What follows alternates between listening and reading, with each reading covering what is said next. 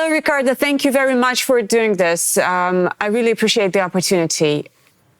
First of all, I wanted to ask you about the conditions in which your daughter is right now. What information do you have?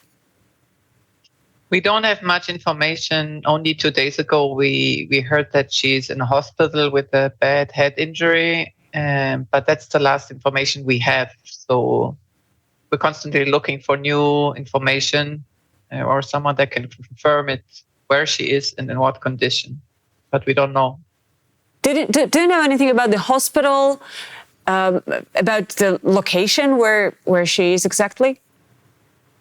No, Nothing. We tried to look. I mean, there are a few hospitals. We don't know. Yeah, we don't know really. So you're saying that she has a bad head injury. Any details about that? No, Nothing. Do you have any news on the negotiations about the release of your daughter? Any kind of contact between the government of Israel or maybe Germany with Hamas on the fate of your daughter? Yeah, we don't know. I mean, they don't really share this with us, right? I mean, I think both countries are working on negotiations and solutions, but we don't know. Like, we will be blind still. I know in general that Germany is working with Egypt and Turkey to try to find a solution, and Israel is probably also behind the scenes looking for negotiations, but we don't know anything. But you have some kind of communication with the representatives of the governments of Israel and Germany. They do call you, they do talk to you, right? Yes. We have a constant contact person in Germany, and they help us with all questions, and they are connected with the foreign ministry in Germany and with the embassy here in Israel, and they keep us updated all the time. I mean, as far as they can tell us, but we have a contact. Ricarda, I know it's tough. I can't imagine, but I'm trying.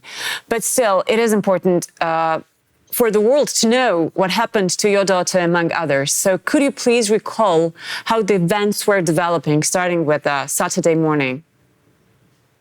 Yeah, so Saturday morning around 6 in the morning, 6:30, we had alarms, rocket alarms in our area where I live, and my daughter wasn't with us. So I gave her a call, and she was at a festival in the south of the country. And she was sounded a little bit panicked. And she said, yeah, she's going to take the car and find a safe location where she can cover. And that's the last thing we heard from her. So later on, I mean, we weren't so much worried because we do have those rocket alarms from time to time. And we had some kind of routine. Okay, go to a shelter and wait a few minutes, and then you can go out again.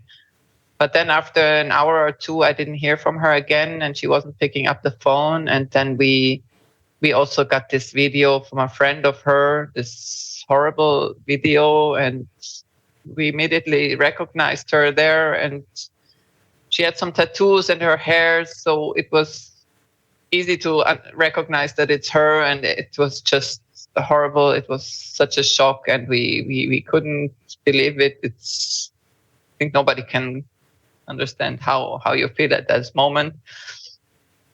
And then we start also looking, TV, and then suddenly all kinds of horror videos came up in social media, what's happening in the country. And it was like a madhouse, from the sea. They came through the kibbutzes, they slaughtered people. They were going through cities in the streets and just shooting people. And we just didn't believe it. Nobody expected it. Nobody could have imagined such a thing. It was really like a movie. It's like a horror movie. And then, I mean, we hear really the stories around us. We live in a very small city or village, and my friend, her son and wife were killed in a kibbutz. They were just entered, and they were just killed on the spot and mutilated, and they left 2 little babies of 10 months there.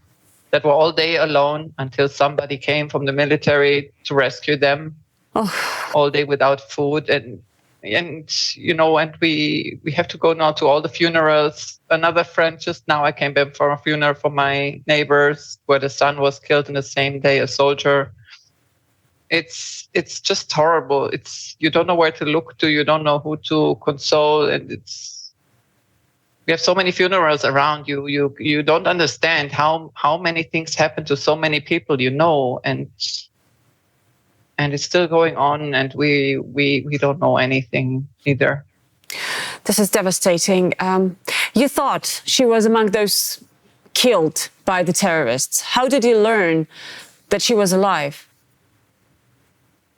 We always hope that even when we looked a few times at the video and tried to see if she's alive or not, yes. And we had the feeling that she's not dead. They pushed her down, and she had a wound on the head, but it didn't seem so bad, and so we had hope. And then through a friend and her source, they said they located her in Gaza and near hospital, and but they cannot go inside. I don't know really. I can't really talk a lot about the information. Of course. But it seems to be a reliable information, and that gave us also really hope that she's alive and okay and can come back. So we hope. So I don't know how to call it rightly, but the story of your daughter and yours, it has become famous, right? Everyone knows about you and your daughter. How did it happen, in your opinion? What did help with this?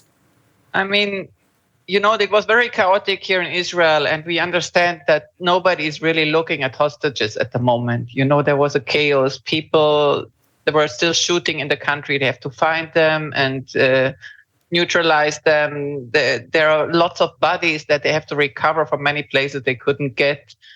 Find the people, find the parents. It's a mess. There are still so many unidentified bodies and many parents, families waiting to bury their kids, and it's just crazy. So I can understand on one side that it's just overwhelming. There's not enough people, not enough resources to think now about negotiations with the hostages. So and she is a German citizen like I am. I grew up in Germany, and she is German, and she loves Germany. She knows German a bit, and she.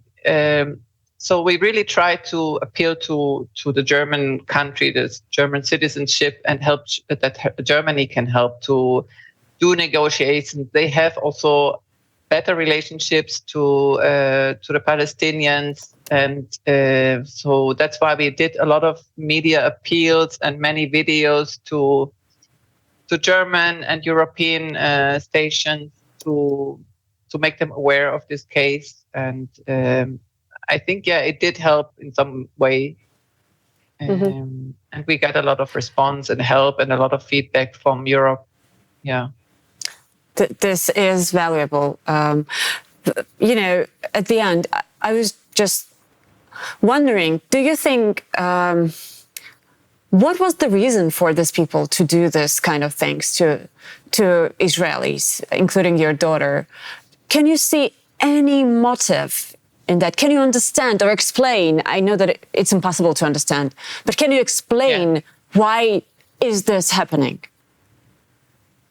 Yeah, nobody can really imagine what goes on in their head. It's really unhuman thinking, even those barbaric things they're doing and brutal to innocent people, and they also specifically target innocent people. When you're in a war, you have civilians injured and killed. Maybe this can happen in a war, but this is not a war. This is pure terror.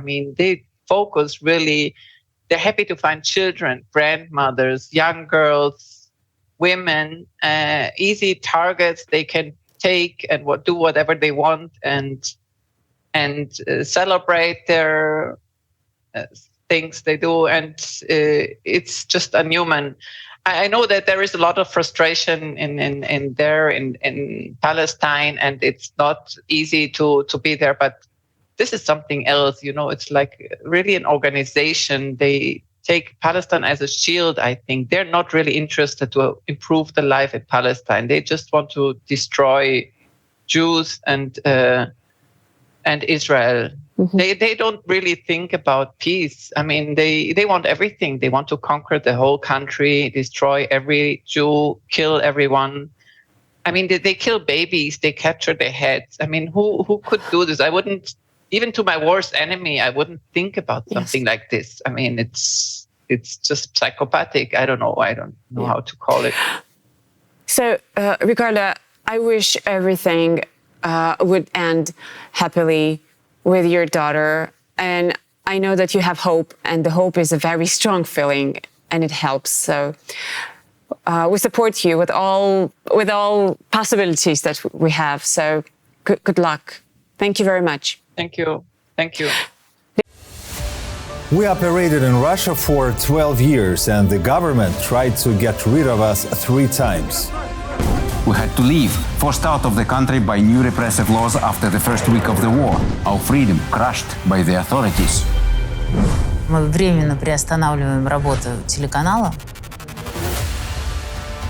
We survived, started working from Europe, and now we are watched by millions of people every day. There's no other independent news channel in Russian. We have now decided to tell the truth about Russia in English as well. So that you could get news about Russia, the war in Ukraine, and Russian society directly from the source.